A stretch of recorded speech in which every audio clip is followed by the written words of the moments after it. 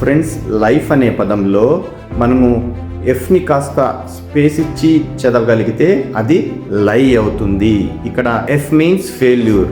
So without failures life is a లై.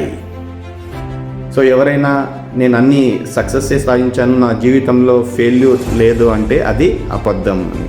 So ఈ విధంగా జీవితంలో గొప్ప గొప్ప విజయాలు సాధించిన వ్యక్తులందరూ ఎప్పుడోకప్పుడు ఫెయిల్యూర్స్ని చవి చూసిన వాళ్ళే. సో ఫెయిల్యూర్ అనేది ప్రతి ఒక్కరి జీవితంలో కామన్.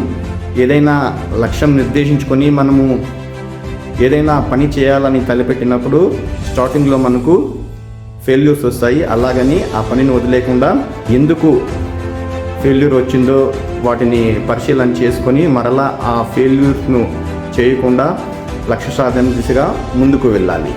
ఈ ఇన్ఫర్మేషన్ మీకు వర్త్ అనిపిస్తే ఒక లైక్ చేయండి, నా ఛానల్ని సబ్స్క్రైబ్ చేయండి.